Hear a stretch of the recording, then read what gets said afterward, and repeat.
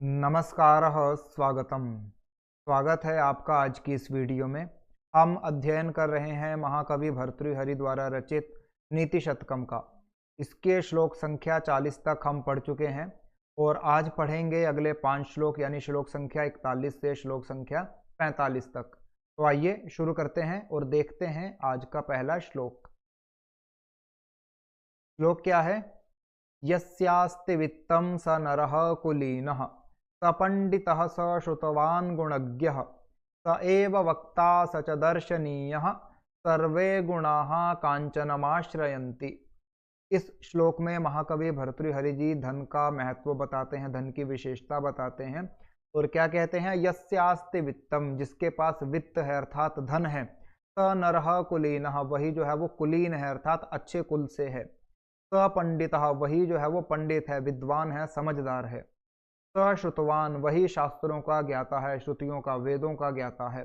गुणज्ञः, वही उत्तम गुणों से युक्त है। स एव वक्ता, वही बोलने वाला है अर्थात उसी की बात सभी सुनते हैं। सच दर्शनीय, और वही देखने योग्य है अर्थात ऐसे ही मनुष्य से सभी मिलना चाहते हैं। इसलिए भर्तृहरि जी क्या कहते हैं? सर्वे गुणाः कांचनमाश्रयन्ति। इस प्रकार जो सभी गुण हैं वो केवल धन पर ही आश्रित होते हैं। जिस मनुष्य के पास धन होता है वही मनुष्य अच्छे परिवार से, अच्छे कुल से माना जाता है, वही मनुष्य जो है वह समझदार विद्वान माना जाता है, वही मनुष्य शास्त्रों का ज्ञाता माना जाता है, उत्तम गुणों से युक्त माना जाता है। उसी मनुष्य की बात सभी लोग सुनते हैं और सभी ऐसे ही मनुष्य से मिलने की कामना करते हैं। इसलिए धन ही सभी गुणों पर जो है वो अधिकार रखता है, या सभी गुण जो है वो धन पर ही आश्रित होते हैं। अगला श्लोक देखते हैं। श्लोक क्या है?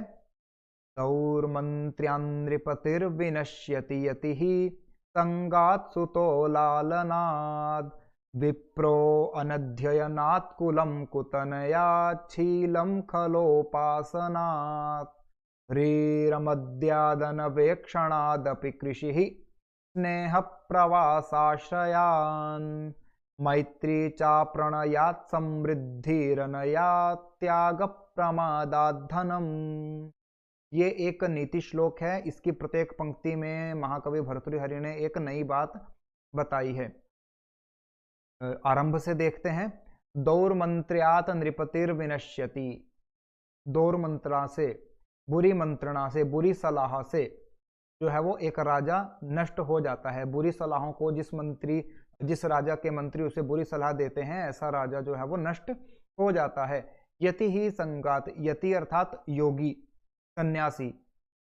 संगात, समाज के संपर्क में रहने से, लोक के संपर्क में रहने से एक साधु योगी जो है वो नष्ट हो जाता है। सुतो लालनात्, जो सुत है, जो पुत्र है, संतान है, वो लालन से, बहुत अधिक जो है वो लाड़ प्यार करने से नष्ट हो जाती है। विप्रो अनध्ययनात्, विप्र जो है, जो विद्वान है, वो अनध्ययनात्, बिना अध्ययन के नष्ट हो जाता है।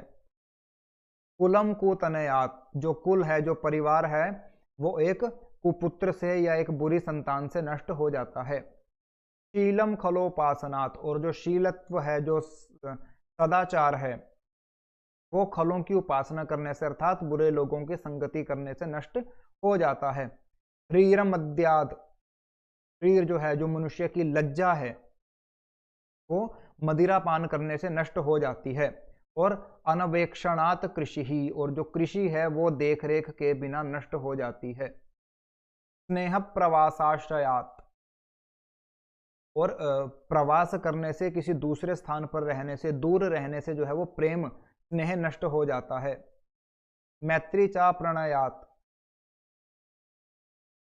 और स्नेह के बिना मित्रता भी जो है वो नष्ट हो जाती है।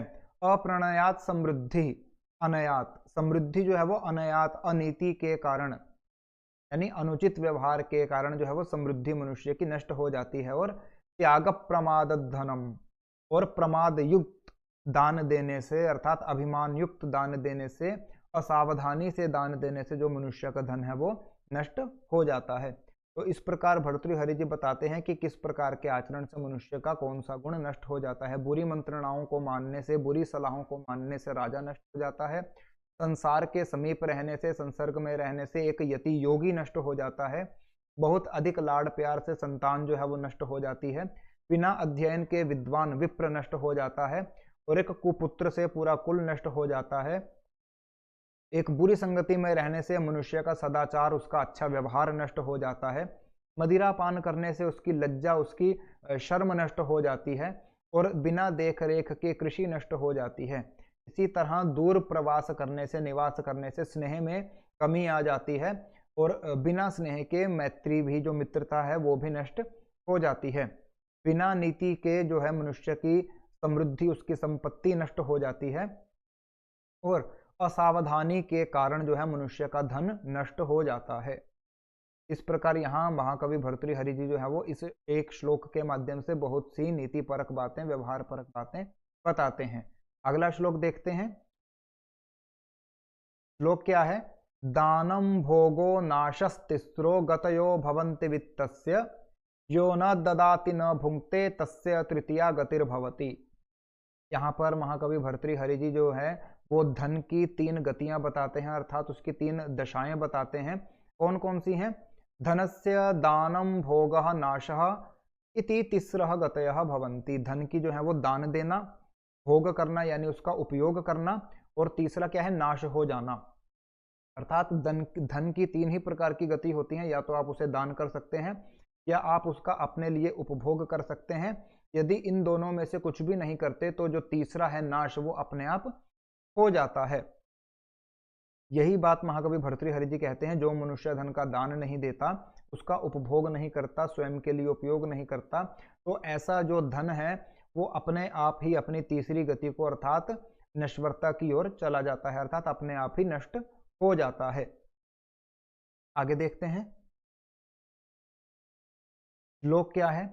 मणिः शाणोल्लीढः समर विजयी हेति दलितो मदक्षीवो नागः शरदि सरितः श्यान पुलिनाः कलाशेषचंद्रः सुरतमृदिता बालवनिता तनिम्नाक्षोभन्ते गलित विभवाश्चार्थिषु नराः।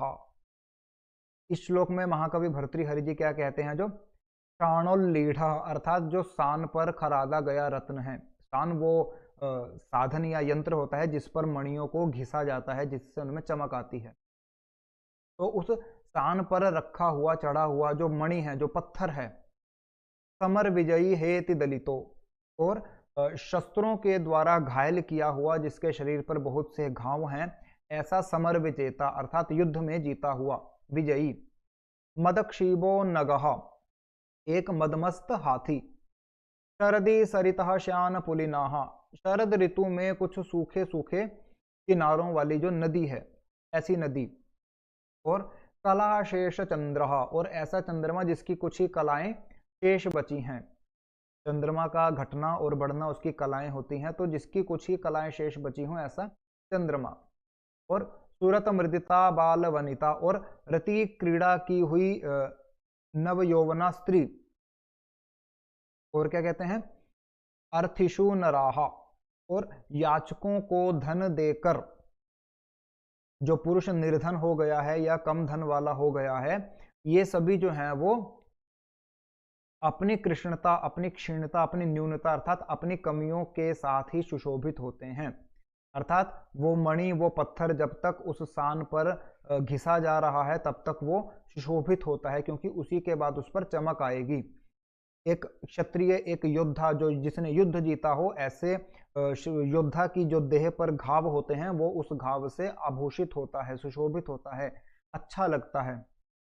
और एक मदमस्त हाथी जो है वो, क्योंकि उसका बल बहुत अधिक बढ़ जाता है, तो वो भी सुशोभित होता है। शरद ऋतु में जिस नदी के किनारे कुछ सूख गए हैं, जम गए हैं, ऐसी नदी भी अच्छी लगती है। और ऐसा चंद्रमा जिसकी कुछ ही कलाएं शेष बची हों, वो भी सुशोभित होता है। और नव यौवना स्त्री के बारे में कहते हैं कि जो स्त्री अभी रति क्रीड़ा में मग्न हुई है, वो स्त्री भी जो है वो सुंदर प्रतीत होती है। और याचकों को अर्थात निर्धनों को धन देने वाला मनुष्य जो है वो अपने धन की कमी के बाद भी जो है वो ऐसी अवस्थाओं में सुशोभित होते हैं। अर्थात इस प्रकार से रत्न का घिसा जाना जो है वो, एक योद्धा की देह पर घाव होना, और हाथी का मदमस्त होना, शरद ऋतु में नदी का सूखना, चंद्रमा का घटना या बढ़ना, और एक स्त्री द्वारा रति क्रीड़ा करना या फिर एक मनुष्य का धन दान में देकर निर्धन होना, ये सब इनके लिए जो है वो न्यूनताएं नहीं है, बल्कि इसी से इनकी शोभा होती है। अगला श्लोक देखते हैं। परीक्षीणः कश्चित् स्पृहयति यवानां प्रसृतये स पश्चात् संपूर्णः कलयति धरित्रीं तृणसमाम् अतश्चानैकान्त्याद् गुरुलघुतयार्थेषु धनिनाम् अवस्था वस्तूनि प्रथयति च संकोचयति च। इस श्लोक में महाकवि भर्तृहरि जी जो क्या कहते हैं, मनुष्य के व्यवहार के बारे में बताते हैं, और वो व्यवहार भी किस कारण है, धन के होने के कारण है। क्या कहते हैं, परीक्षीणः कश्चित्, कश्चित् कोई एक, परीक्षीणः दरिद्र या निर्धन मनुष्य जो है वो यवानाम प्रसृतये स्पृहयति, यव जों को जो है वो प्रसृतये मुट्ठी भर जों के लिए, पसर भर जों के लिए स्पृहयति लालायित रहता है, उत्सुक रहता है। एक निर्धन व्यक्ति, एक दरिद्र व्यक्ति जो है वो मुट्ठी भर जों प्राप्त करने के लिए जो है वो लालायित रहता है, उत्साहित रहता है। स पश्चात संपूर्णः, स वही दरिद्र मनुष्य, पश्चात बाद में, संपूर्णः संपूर्ण का अर्थ है धन से युक्त होने पर जो है वो धरित्रीम तृण समाम कलयति, धरित्रीम सारी पृथ्वी को, धरणी को ही, वसुंधरा को ही जो है वो तृण समाम कलयति एक तुच्छ तिनके के समान समझता है। जब तक मनुष्य निर्धन रहता है तब तक वो एक मुट्ठी भर जो प्राप्त करने के लिए भी लालायित रहता है, लेकिन वही मनुष्य धन से युक्त होने पर सारी पृथ्वी को जो है वो तिनके के समान समझता है।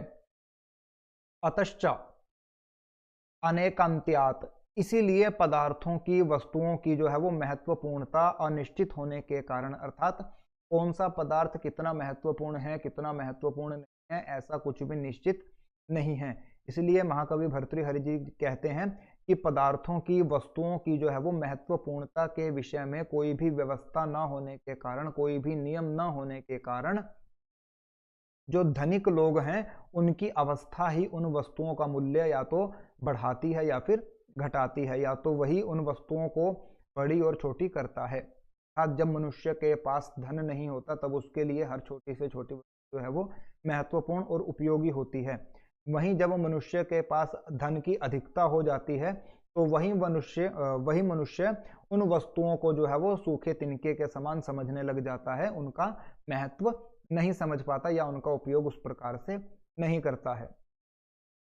तो ये था आज की कक्षा का अंतिम श्लोक, श्लोक संख्या 45। आप इन्हीं 5 श्लोकों का अभ्यास कीजिए। अगली वीडियो में हम अगले 5 श्लोक यानी श्लोक संख्या 46 से श्लोक संख्या 50 तक पढ़ेंगे। तब तक के लिए धन्यवाद।